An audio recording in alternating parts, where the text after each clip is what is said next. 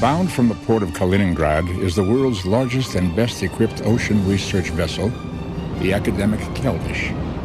On board is a team of scientists, filmmakers, and explorers in search of the most tragic and legendary shipwreck of the century.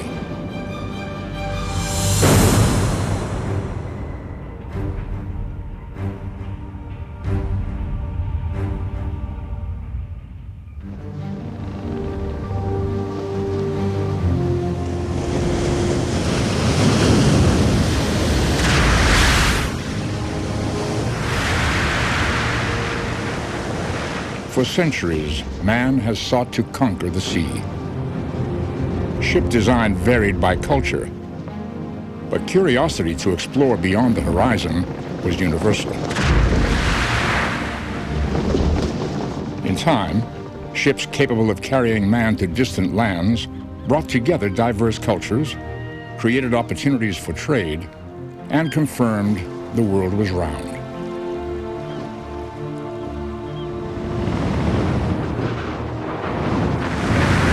In the 1840s, sail began to give way to steam. The development of the steamship was rapid, but it was not until 1900 that the first modern steamship was christened. The golden age of the passenger liner had begun.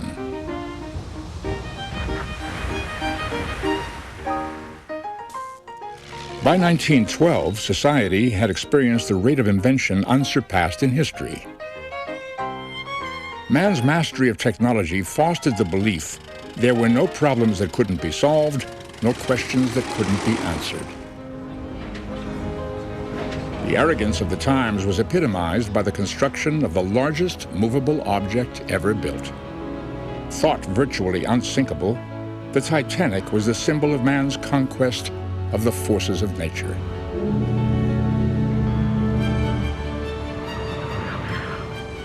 Russian oceanographer Anatoly Sergalovich is in charge of the expedition to the Titanic.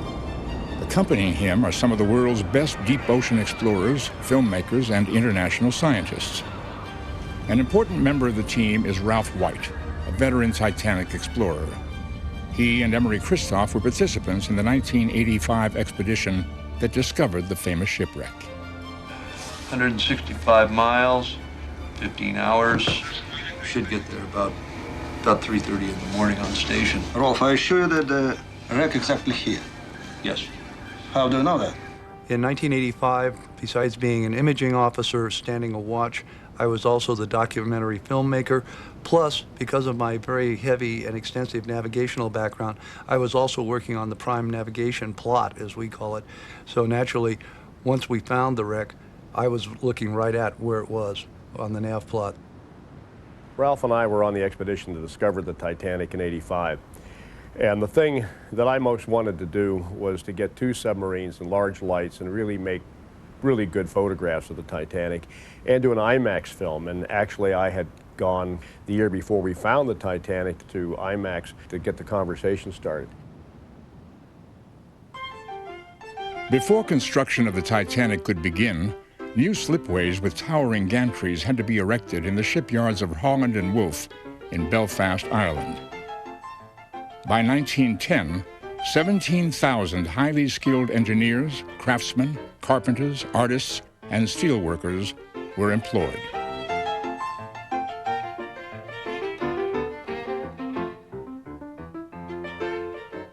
The Titanic was technologically the most ambitious project then underway anywhere in the world. It was, in effect, the space shuttle of the early 20th century. A local newspaper commented that everything about this ship was on a nightmarish scale.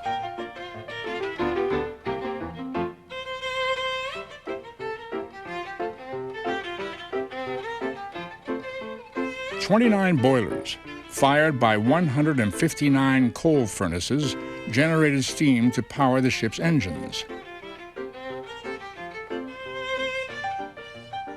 The wing propellers were driven by two 4-story-high reciprocating steam engines. The exhaust steam was then passed to a single giant turbine, which drove the central propeller. Together, the engines could generate a then astounding 50,000 horsepower.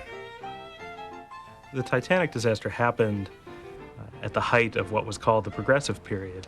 Everybody believed that things were getting better and better, and particularly in terms of technology, that technology was going to usher in this kind of brave new world of progress. I think from the Victorian days, from 1901 till 1912, the Edwardians were so sure in the empire, in their material wealth, in their creativity, financial and engineering skills that were around at that period. Everything seemed to be improving, and I think the loss of the Titanic made everyone realize that perhaps these enormous machines weren't quite as safe and reliable as everyone assumed they were. The story of the Titanic really began several years before her keel was even laid. The Titanic was the product of a process of evolution that was occurring in shipbuilding for the North Atlantic run. Ships were getting bigger, faster, more luxurious all the time.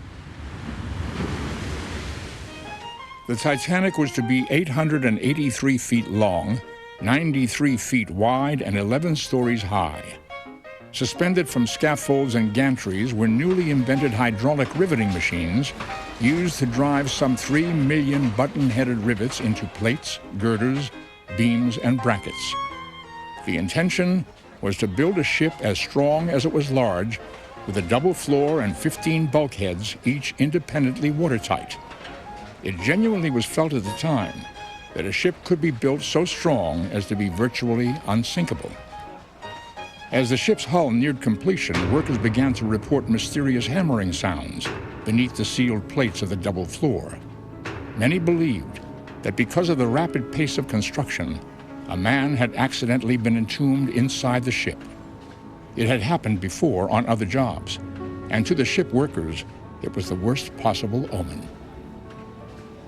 Well, I was only 7 at the time of this proposed journey to Canada, but the moment my mother learned of it, she had this fearsome premonition of danger. I don't think it was a specific thing about the Titanic in the beginning. She just had this terrible premonition that something terrible was going to happen. And it was when she realized that it was the Titanic, the ship we were going in, then it dawned on her that she considered that to claim this ship was unsinkable, which the world was doing at that time, was, in her opinion, flying in the face of the Almighty. This was still a highly religious culture in 1912, and reminders about human weakness and the power of God and the power of nature were consistent. They were there. Those reminders were made before the Titanic happened, and the Titanic became a particularly powerful reminder of those things. In the North Atlantic, 400 miles southeast of Newfoundland, the Keldysh nears the Titanic site. On the expedition is Steve Blasko, a marine geologist from the Bedford Institute in Nova Scotia. So we can penetrate deeper in the bottom to get longer core, to look back 2 million years. Not just. I have a strong interest in the ocean. It covers 70% of our planet. It controls our climates. It's a huge resource for us. And yet we know less about the ocean than we know about the backside of the moon.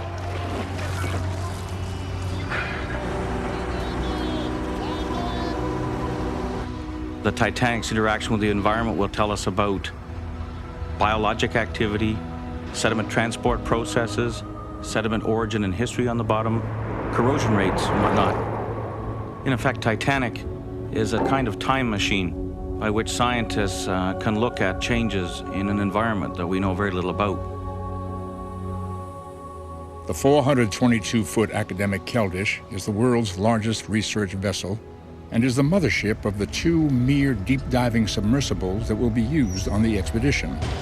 The Mirs are capable of reaching crushing depths of 30,000 feet, allowing exploration of an astonishing 98% of the world's oceans.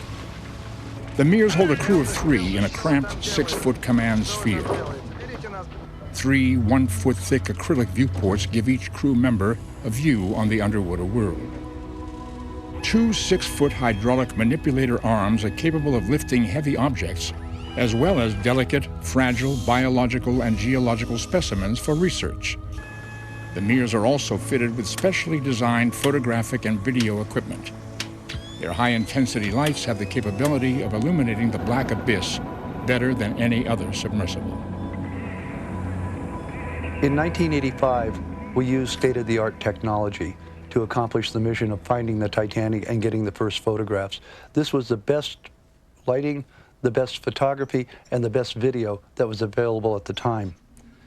The biggest challenge we faced to do the IMAX film was being able to bring down enough light to the bottom of the ocean to really show vast portions of the Titanic. This was accomplished by developing a special HMI lighting system where we could bring down 25 to 30,000 watts of light per sub using 2 subs, so in effect 70,000 watts of light, and that's how we were able to get these really spectacular images. Everybody knew that lighting was really what this was all about, and previous trips to the Titanic had only been a single submarine with small quartz lights, and we knew that we wanted to light this thing up. It's really like a Hollywood movie. Titanic lays facing slightly to the northeast. It's in 2 sections, bow and stern. Got about 600 meters in between. Debris field. Titanic lies approximately 12,800 feet below sea level in what is now called Titanic Canyon. Ralph White, a veteran of numerous Titanic dives, will guide the Keldysh crew on their expedition using his extensive knowledge of the wreckage and debris field.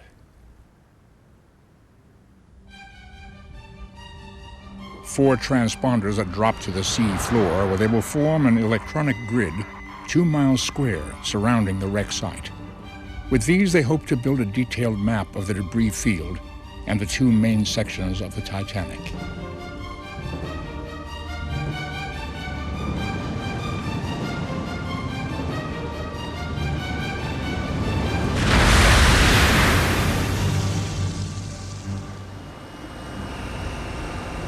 The Keldysh holds the distinction of being the only ship in the world equipped with 2 deep ocean submersibles. The team plans 17 dives to the Titanic in what will be one of the most ambitious scientific expeditions ever attempted. Привет! Welcome aboard! I believe that was the first time that a serious attempt was made to look at the interaction between Titanic and its environment.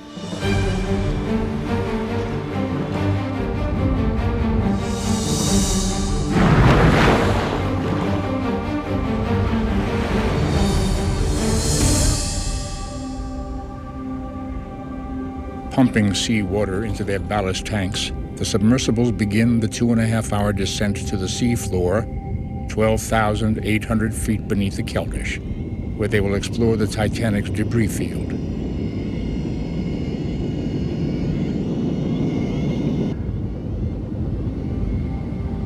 Within 1,000 feet of the surface, all traces of sunlight will disappear. The near-freezing salt water, perpetual blackness, and unimaginable pressure below remain a challenge even for these submersibles of the late 20th century. Throughout the descent, lighting booms are kept open and away from the pressurized hulls of the subs. The greatest danger is around 8,000 feet, where the implosion of a single light bulb could destroy a submersible. As the water pressure increases to an extraordinary 6,000 pounds per square inch, the slightest leak in a sub would produce a razor-sharp jet of water, powerful enough to slice a human body in half.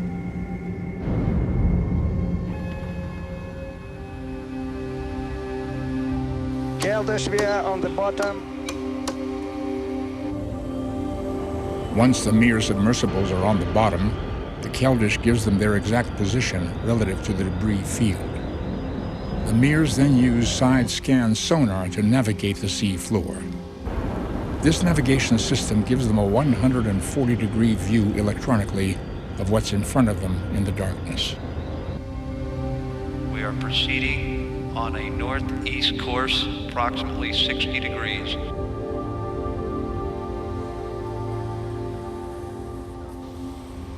might be getting some coals, some small coals in me.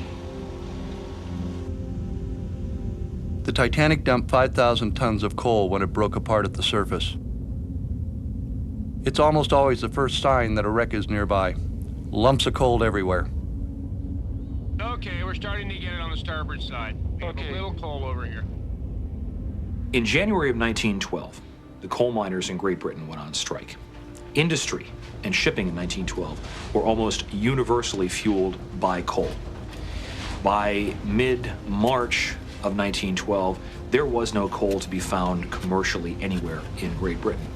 So the White Star Line decided that they would cancel the sailings of a couple of their ships, the Oceanic and the Adriatic, transfer what coal they had to the Titanic.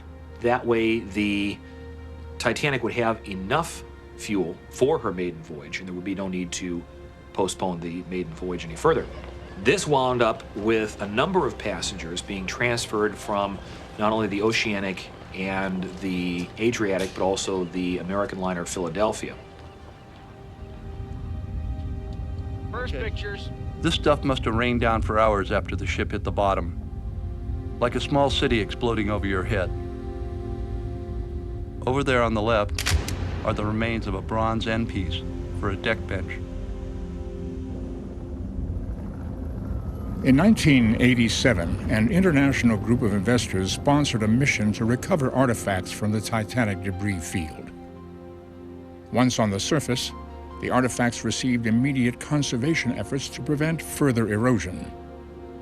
Some of the items included pieces of the ship's china, sterling silver flatware, the captain's megaphone, the ship's bell the lookouts rang from the crow's nest when they spotted the iceberg, a hand-carved cherub that adorned the first-class aft staircase, a safe, which turned out to only contain 7 silver coins, and a black leather bag bearing the White Star Line logo. The bag contained $65,000 in banknotes, over 300 gold coins, an exorbitant amount of diamond jewelry, and numerous gold watches. There are 2 schools of thought on taking artifacts from the debris field or the area of the Titanic. It is really not a science battle. It is not an archaeological battle. It is more of an emotional battle. Some people feel that it is a grave site and shouldn't be touched. Of the 7 expeditions that have been there, no one has ever found what we call a trace element, a trace of a human body being on the bottom of the ocean. The people who are opposed to salvage take the view that this is a grave site and that it's sacrilege to tamper with it, and feel that it's, you know, the most crass kind of exploitation to bring this stuff to the surface and to put it on display. I think it's interesting that both sides of this battle claim their reverence for the ship and its memory. Oh, bro, you see some distorted sediments. You see. Okay, It's rising, all right, rising. there's some of the metal, Oh, come left, Anatoly, come left. We got an engine. I think we got an engine telegraph.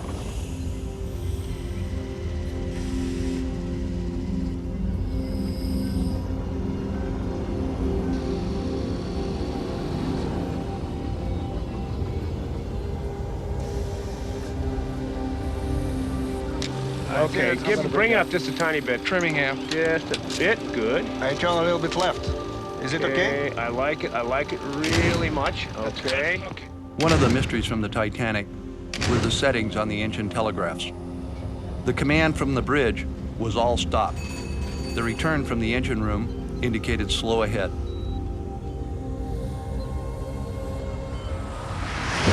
Captain Smith was a very typical Edwardian male skipper. He had reached the very zenith of his career in 1912. The practices, the skills that he had been developed from the days of sail. Captain Edward J. Smith was the most experienced mariner in service in the White Star Line, and probably the most respected captain on the North Atlantic run. He never had a serious accident. He was at the pinnacle of his career. In fact, he had planned on retiring after he brought the Titanic back from New York. He was going to literally go out in a blaze of glory.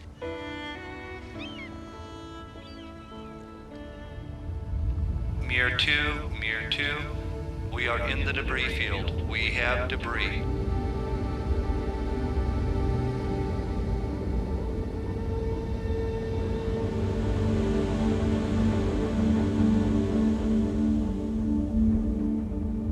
The third-class toilets on the Titanic were made of iron.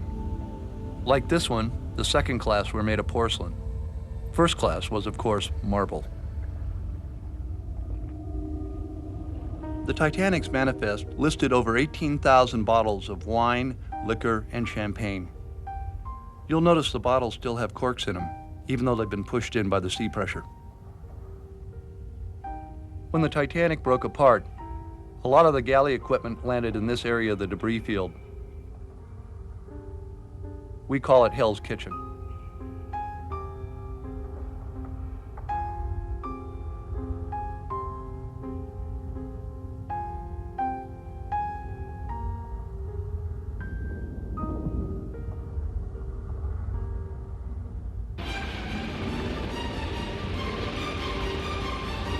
We're right near in the area where we found the black bag in '87. Oh, come on, get the black bags around. I see black bags there, you know. No, that one over there is luggage. We can't take them, Ralph. What do you want to do with them?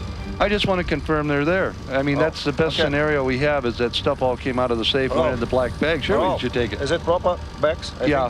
Move down and settle on the bottom near that one. Yeah, fine. I'm Okay. going to activate the arm. I stopped the vehicle.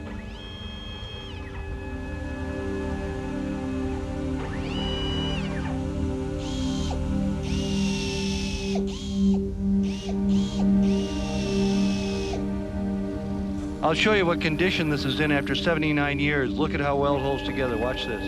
Anything that's organic that reaches the bottom is very quickly consumed by animals on the bottom, because they're basically always scavenging for food.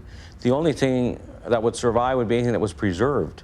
If you preserve leather or you preserve wood, of course that makes those things basically toxic to attacking organisms, so they can't consume them or they die drying. So you're only preserved, the material on the bottom is left. Look at it. That bag is just in almost as perfect shape as the day it was put on the ship. I think our contract doesn't allow us to do this, Ralph. Okay, what about if the ship's log or the Rubaiyat's in there? It'd be wonderful, but... Okay. Ralph, we have scientific mission. This will only take 10 minutes. Let's just see what... We shouldn't take anything, you know. Let's don't take anything, but let's see if the ship's log or the Rubaiyat may be in the bag. I don't like any scandal, you know. I'm sorry about it. No scandals. I'm responsible for that. If it stays on the bottom, it's not a scandal. But if it is the ship's log, a lot of questions could be answered. Yeah, but if we try to take it right now with it, we'll just ruin the bag, and we might rip wish. the Rubaiyat. Mark it. Ralph, We'll come back later, Ralph. I mean, save it for later. You just can touch, but not take. That's it. Okay, let's just take a look out there and see if that's one of the back bags to begin with. Just touch if you wish. Gonna kind of feel it a little bit. All right, now let me see if I can get the top to pry open and see what's inside this bag. No, Rolf, I don't think so. You should open this bag because it's not yours, you know. It belongs to some other people. It's right here. It's in the arm. Put it down gently. Put it down gently. Put it down. Give me it. Put it on the bottom. Okay. Now I think. Okay. Now it's.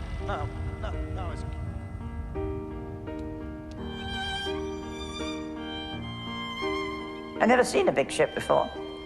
And really, as you looked along the side of it, you simply couldn't see the end of it. It was so long. And I was quite fascinated by that. And then we went aboard.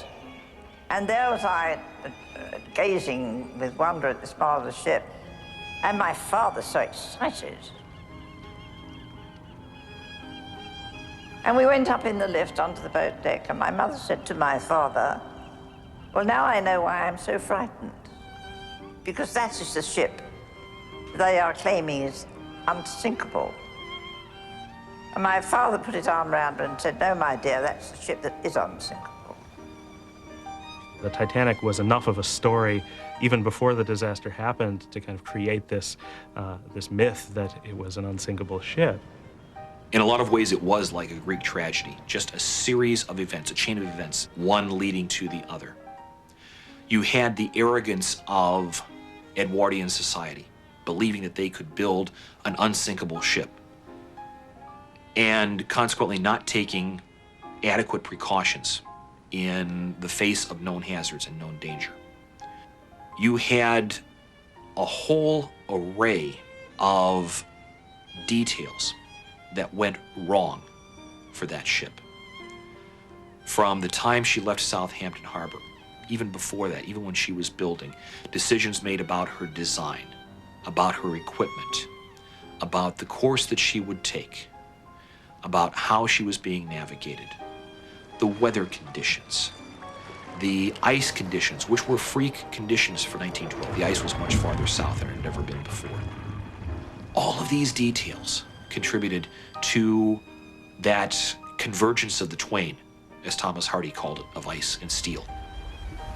To me, what's most interesting isn't that it's a story that transcends time, but that it's a story that's been told and retold in time, that we keep making it meaningful to us. It was made meaningful to people in 1912, and we've again made it meaningful to us in different terms now. And that suggests that the disaster isn't timeless, isn't the stuff of Greek tragedy, but is timely, is the stuff of history.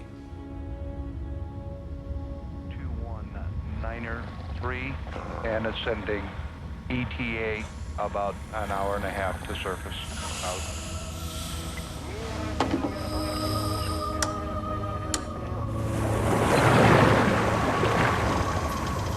The dive to the debris field is a success. At the completion of each dive, the submersibles require a 24-hour turnaround. During this time, its batteries are recharged, the camera is reloaded, and the crew rests. The Titanic offers a unique time marker for the scientific study of shipwrecks. What's of interest to us from a scientific standpoint, 4 things. When Titanic was built, it was well documented. There were lots of pictures of it, so we can go back to those archival pictures and use them as a basis for analysis. Secondly, when Robert Ballard discovered the wreck in 1985, he had in fact reconstructed it as it present stands. So it's a tremendous framework for us to do our geological, biological, conduct chemical experiments. Titanic was brand new when it hit the bottom, so anything that's happened to it has been a function of its residence time on the bottom. Thirdly, it had been in the deep ocean for 79 years, and that's long enough for even a subtle process, be it geological, biological, chemical, to be apparent to scientists. And finally, it was located in the continental rise area in water depths of 12,800 feet. There's a transition zone between the continental slope and the deep abyssal plains of the Atlantic, and it's an area we as scientists know very little about. There have been probably less than 100 people who've had the privilege of diving to the Titanic. By sending down photographers like myself, we are able to capture images and bring them back so that not only the scientists, but the general public can see what very few people are ever going to be able to see, the wreck of this magnificent ship. The Mears have once again descended to the sea floor. On this dive, they will explore the Titanic's stern section.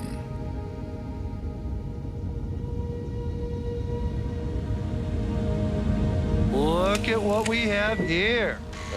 Oh. Oh, wonderful. A piece of brass. A piece of brass. That isn't brass, Emery. I'm going to sneak in a little bit. Is that gold or is that gold? Come on now, Ralph. It's a piece of brass. No, that's gold. Brass would be a little bit more tainted, a little more tainted. No, Rolf, I don't think you should do it, you know. Please, no. Okay, I'll put it on the bottom.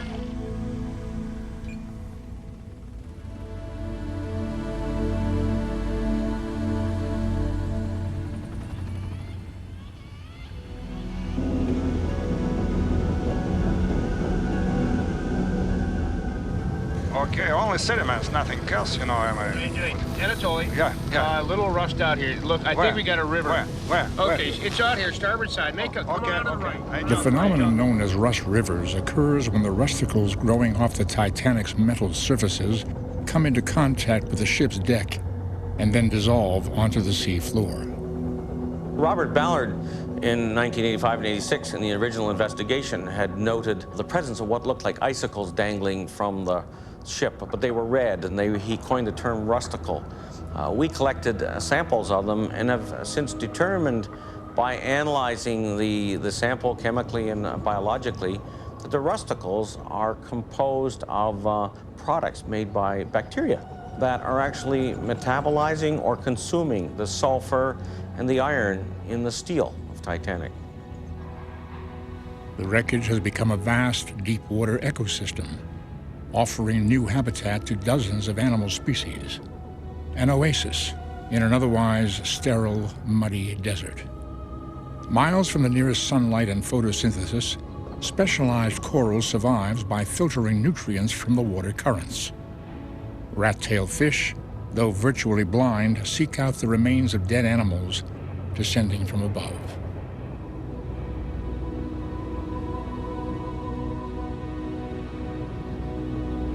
Remember, up till the late 1960s, we thought the deep ocean was a lifeless void. And what we found is that over the last 25 years, it's not. And Titanic added more information to that whole story.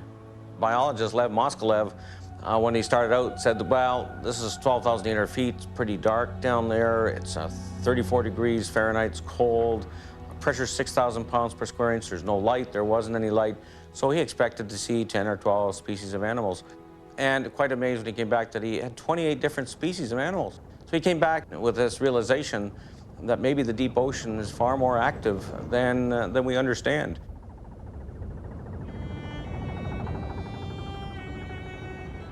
It is here, on the decks of the stern section, where most of the 1,500 victims stood clinging to the railings as the ship slid into the icy black water. The tail section is separated from the bow by some 2,000 feet. The positioning confirms that the ship broke apart at the surface. The bow section, having filled with water, was impervious to the immense pressure and was able to retain its hydrodynamic shape. It actually went forward about 1,800 feet before embedding its forward section 50 feet into the ocean floor. The stern section had not flooded at the surface and imploded during its descent, leaving a mass of twisted steel.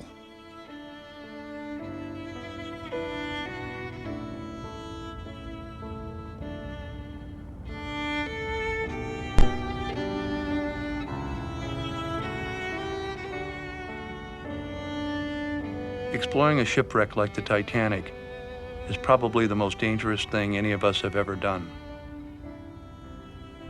If we were to get entangled with a cable or have a piece of wreckage fall on us, the only thing we could do is sit there and wait to die. We would probably freeze to death in 3 days.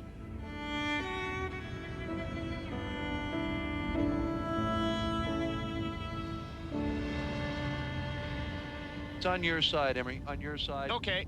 Got it? Yeah. That's the oh, base. I'm gonna watch That's the the pictures. base. I'm gonna Okay. watch the pictures on that. Okay, that's the base. That is really gonna look good. Okay, let's one on the base, real Okay. fast. This is one of the famous reciprocating steam engines. It's over 4 stories high, and its pistons are 8 feet across. They remain to this day the largest steam engines ever built.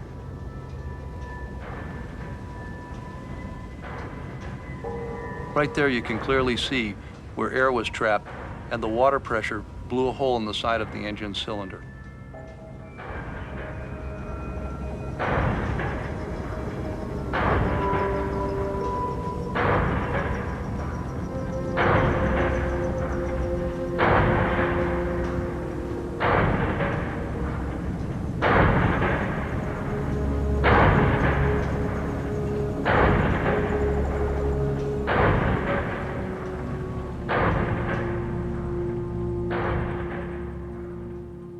If you were a man who survived the Titanic disaster, you had a lot to answer for. You really did. So that J. Bruce Ismay, who was the chairman of the White Star Line, was a universal villain in the American press, not only because he was a man who got into a lifeboat while some women and children didn't, but also because of his position as the owner of the ship, in effect. And the owner of the ship should go down with it. And so he's doubly a coward. But it really was a stigma if you were a man to have survived. And so either you had to explain that you had jumped at the last minute and through an extraordinary feat of athleticism, you'd made your way to a lifeboat and gotten hauled in, or you had to explain that you had been chosen to row a lifeboat. You'd been asked by the crew to get in. But if you just found yourself in a lifeboat, you had a lot to answer for. The Edwardians had a belief that it was better to die than to be perceived a coward. And what were these men dying for? And a lot of them knew they were going to die. The 34 engineers kept the power going. The Titanic had lights and electricity for the wireless until just about 2 minutes before she actually sank.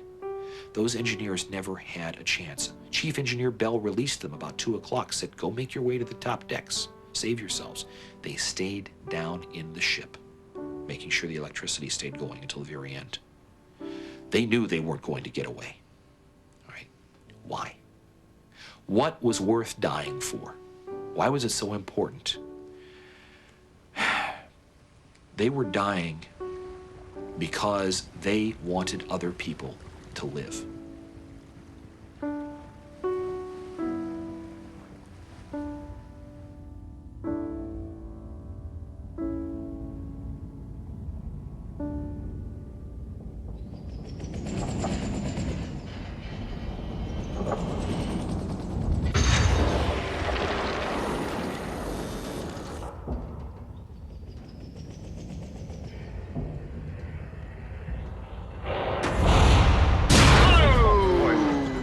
Okay. Just a moment, just a moment. Take it easy. You got a green board. No, green board. Just a moment. Green board. We're looking back. I don't see a penetrator leaking. Oh, boy.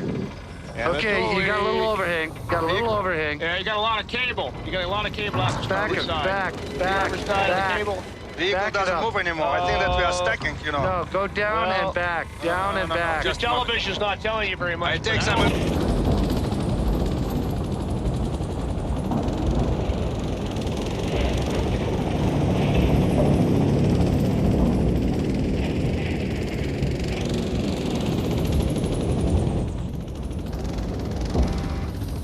I got the feeling you're caught over here, some on the right here, too. Guys, just a moment. Yeah, okay. Yep. Okay, you're clearing the overhang. You're clearing the overhang here. Okay.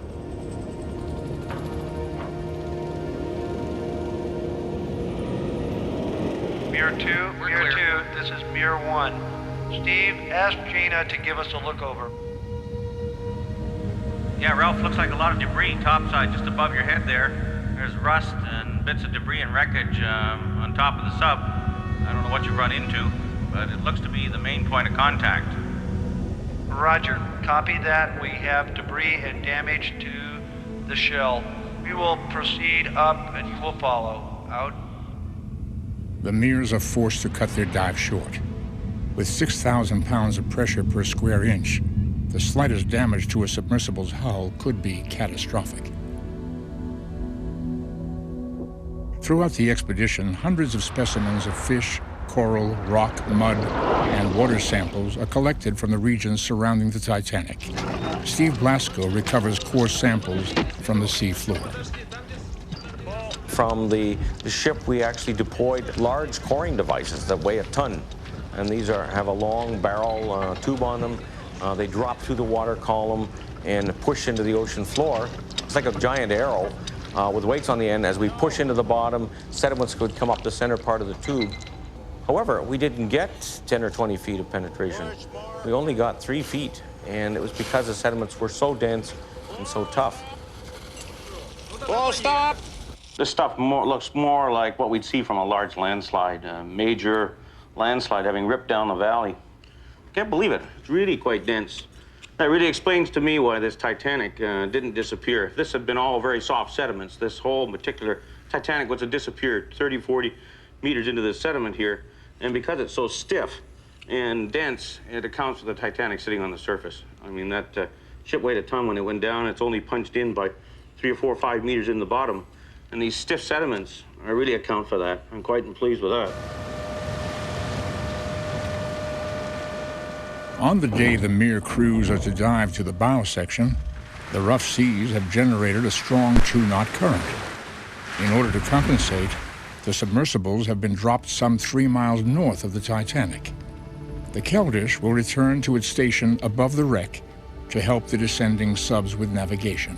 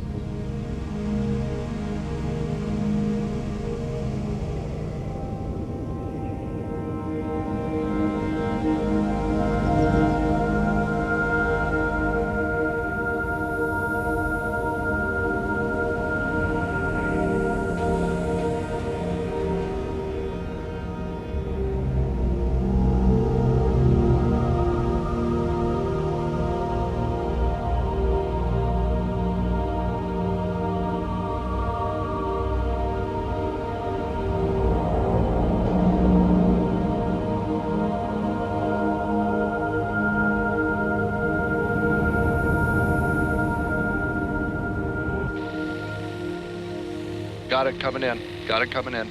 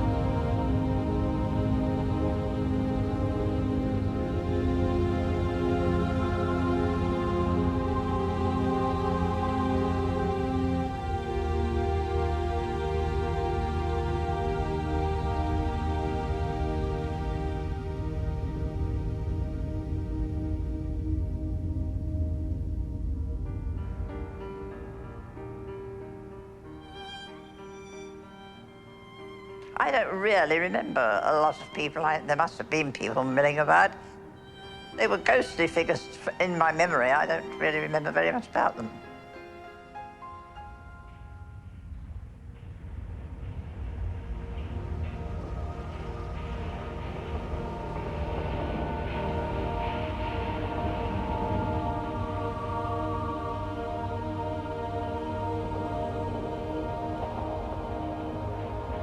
We're traveling the same path along the starboard side that the iceberg took.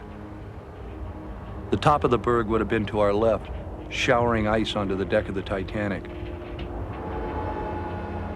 Survivors' accounts tell us that some of the passengers were picking up the ice and playing with it. Some even put it in their drinks.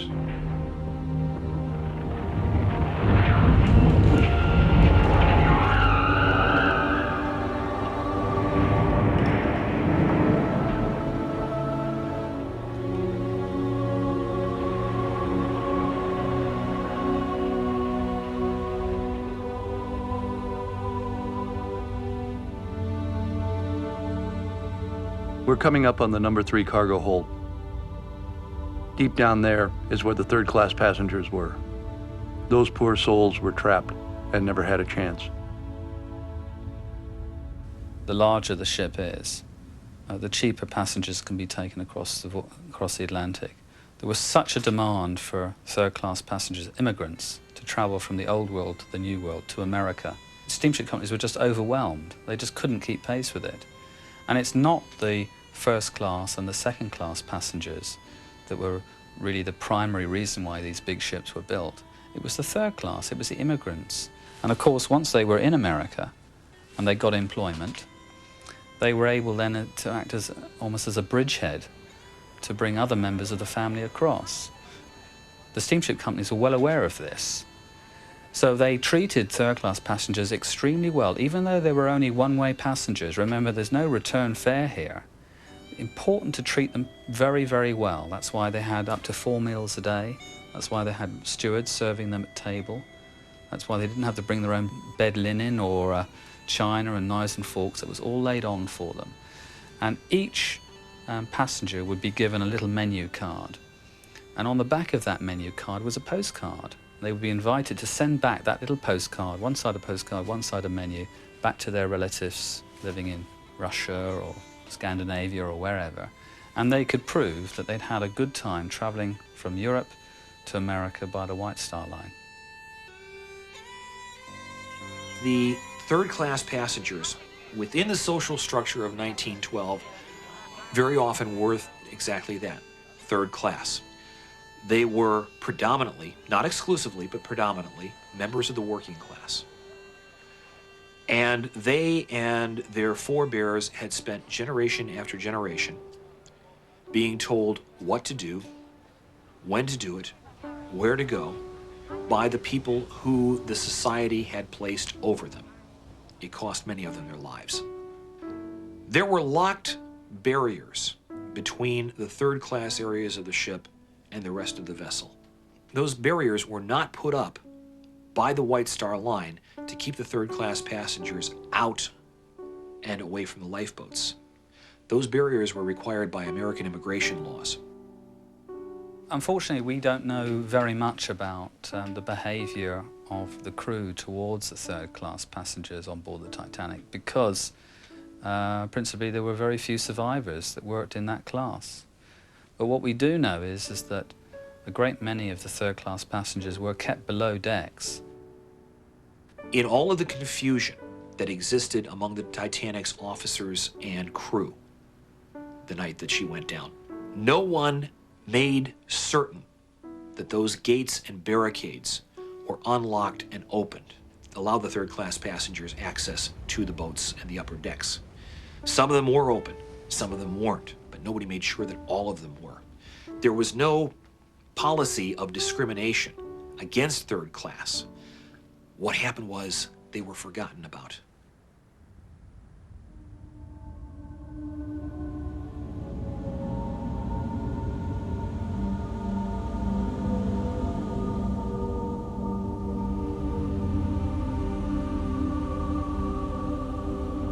There's the mast.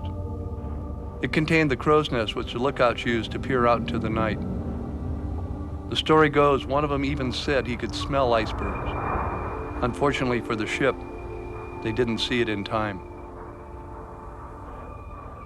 It would be safe to say that what Captain Smith did in terms of navigating the ship, what his procedures were for posting lookouts, handling the ice warnings and such, he was doing nothing different than any other skipper on the North Atlantic would have done in similar circumstances. It was an SOP, standard operating procedure, to get an ice warning, to post extra lookouts, but maintain your speed. Within the living memory of most of the people on board that vessel, no one had ever known of a ship striking an iceberg and sinking. Actually, the American inquiry into the disaster, the Senate hearings on the disaster, painted Smith in a much more negative light. They said that Smith bore a lot of the responsibility for what had happened because he'd disregarded those iceberg warnings and had been foolishly complacent about his own ship and its ability to plow its way through ice fields. So even at the time, Smith wasn't universally viewed as a hero. We're passing over the well deck, or the promenade area for the third-class passengers. On the night the ship sank, they had a party going on with their own music and dancing. No doubt a few first-class passengers would have been watching from the decks above.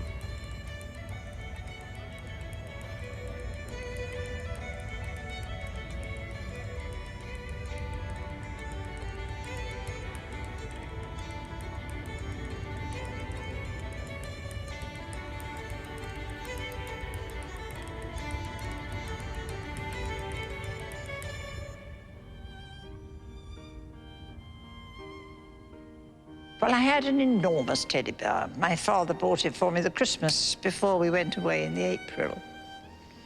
And it was almost as tall as myself. I loved this teddy bear, and I used to play with it on the deck with my father. And I wanted to go back for my teddy bear when he was carrying me out of the cabin to take me up to the boat deck, you know. I remember saying, I want my teddy bear, and he just didn't say anything, just continued to carry me. And when we got onto the deck, and he said, yes, they're going to launch the lifeboats, but it's only a precaution. You'll all be back on board for breakfast. When he put me in the lifeboat, and he leaned over and he said, now be a good girl, hold Mummy's hand. I did have an instinctive feeling then. I felt I wouldn't see him again. But it was a beautiful teddy bear. Never had another one. Never wanted another one.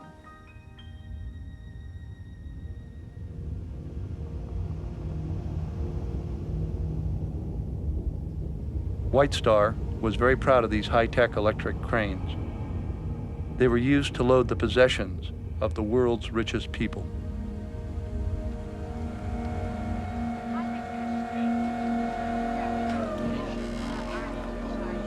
The Titanic attracted the most impressive group of passengers ever assembled for a North Atlantic crossing. On board her maiden voyage were real estate tycoon John Jacob Astor, millionaire playboy Benjamin Guggenheim, Macy's founder Isidor Straus and his wife, Ida, Pennsylvania Railroad President John B. Thayer, and heir to Philadelphia's largest fortune, George Widener. The fact that these were extremely well-known millionaires and they were lost, and so it shook society in the sense that suddenly there was a discussion of whether their lives were more valuable than some of the people who had actually been saved.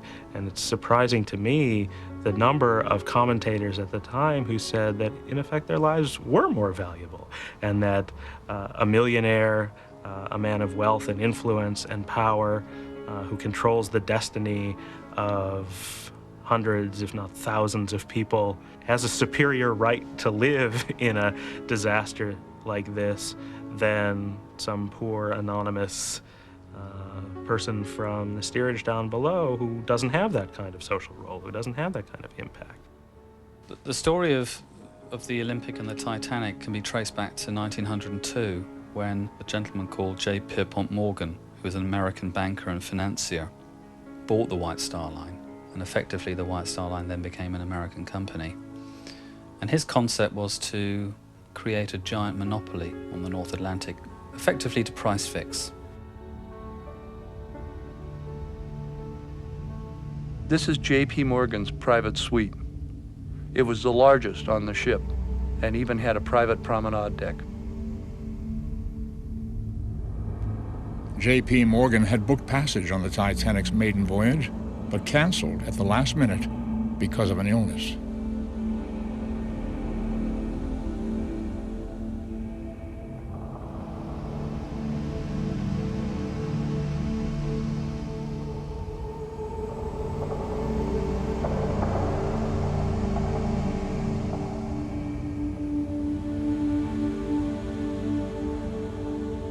Over on the right is where the wheelhouse and the bridge would have been. Directly ahead by the ventilator shaft is the collapsed bulkhead of Captain Smith's cabin.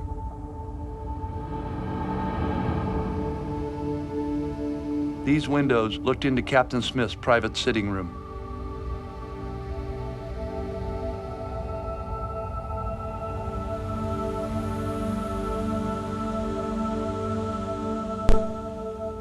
After the collision, Captain Smith's behavior, his decision-making process, for a time, very decisive.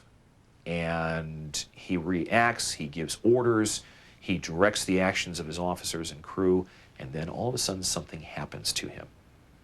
And his decisions become vague. He gives incomplete orders. He doesn't make sure the orders are followed up. He doesn't bother to walk down the boat deck to see if the boats are being filled to capacity.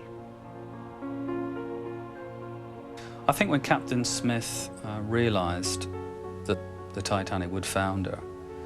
I think he was so shocked by that news, like many other passengers and certainly many of the other officers, couldn't really come to terms with the fact that this ship would sink. And I think from that moment on, I think the effective command structure of the Titanic just basically broke to pieces. Right around midnight, he had a conference with Thomas Andrews, who was the man who had built the Titanic. And Andrews explained very carefully and very clearly that the Titanic was going to sink. It was not a question of if, it was only a question of when. Smith suddenly realized that 1,000 people under his care, who were in his responsibility, in his charge, were going to die.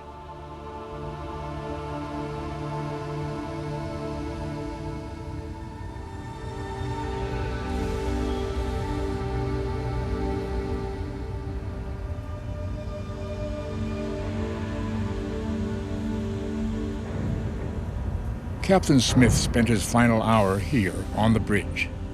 This is all that remains of the steering gear. The ship's wooden wheel has been eaten away by treacle worms. From this spot, the sailors tried to turn the Titanic away from the iceberg, but they failed.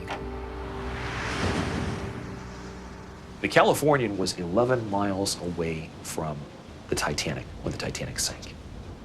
The Californian's officers stood on her bridge watching the Titanic firing distress rockets. 3 separate times they told Captain Lord there was a ship nearby firing white rockets. Lord did nothing. He didn't order the Californian to steam over to the ship that was firing the rockets. He didn't even order the wireless operator awoken. The Carpathia, Rostron's ship, was almost 60 miles from the Titanic. When Harold Cottam, who was the wireless operator on the Carpathia, got the Titanic's distress signal, he ran out onto the bridge, ran up to the Carpathia's first officer, Dean, and said, "Sir, the Titanic is sinking, she needs our help."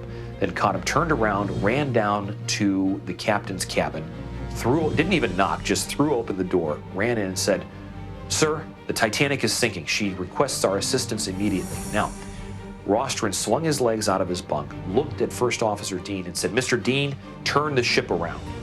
Now, Cottam, are you sure it's the Titanic, and are you sure she needs our help?" Arthur Rostron wasn't willing to waste the seconds necessary to confirm Cottam's report before he acted. He had the ship turning around even before he got confirmation. He thundered north as fast as he could go, dodging icebergs, dodging growlers, because there was someone out there who needed his help. And nothing was going to get in his way.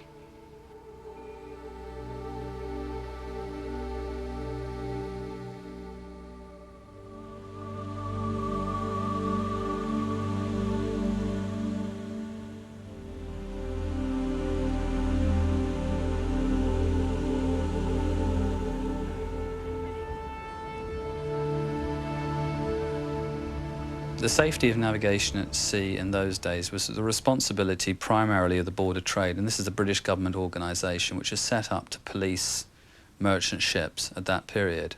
And they would have varying regulations, number of life jackets on board, number of lifeboats. But ships had become so large so quickly that they outpaced the regulations. Most regulations said that you had to have about 16 lifeboats on a vessel up to 10,000 tons. Well, of course, Titanic weighed 45,000 tons, carrying far more passengers than a 10,000-ton vessel. Yet she had lifeboat provision for a 10,000-ton ship. Lifeboats are of a standard size. They carry 65 people. And the regulation that was in effect in 1912 had been formulated in 1895.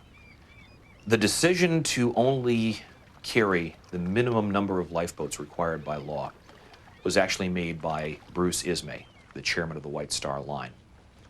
It was made in the light of not only the belief that the ship was unsinkable and the lifeboats would not be needed, but also to maximize the deck space for the convenience of the passengers.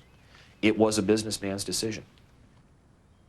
Mother and I were safely put aboard the last lifeboat to safely leave the ship, Collapsible D. And the boat was rowed as rapidly as they could, and they stopped rowing, and I quickly looked over there to where the boat was, and there came this explosion, and all the lights disappeared.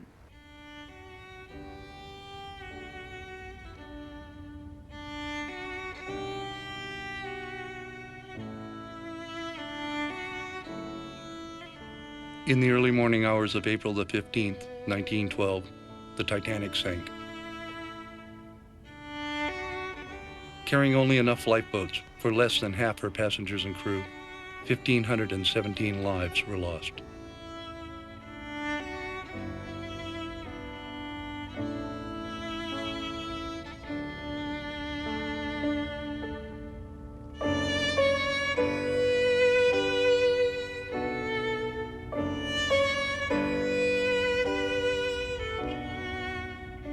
The Keldish's mission was a bittersweet success.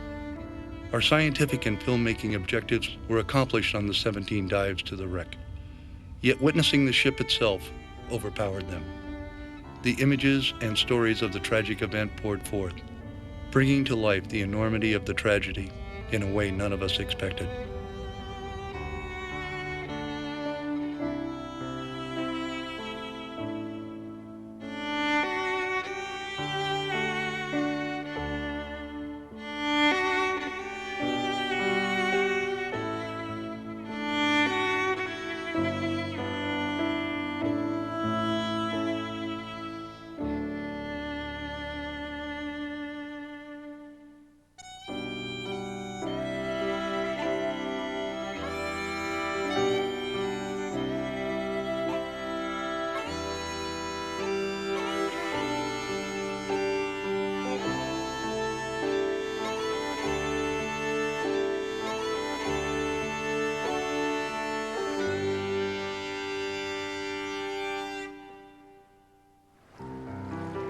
We are left with one bright spot, that we are still learning from this tragedy. In its aftermath, maritime laws were changed to ensure the safety of those traveling by ship. And now, decades later, the Titanic's interaction with its environment is teaching us about our deep oceans.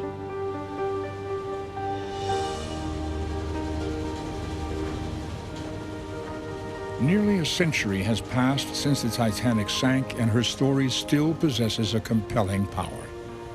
It is the individual acts of heroism, sacrifice, and honor played out on the decks that moonless night that endure in our consciousness, and in some way, large or small, move us all.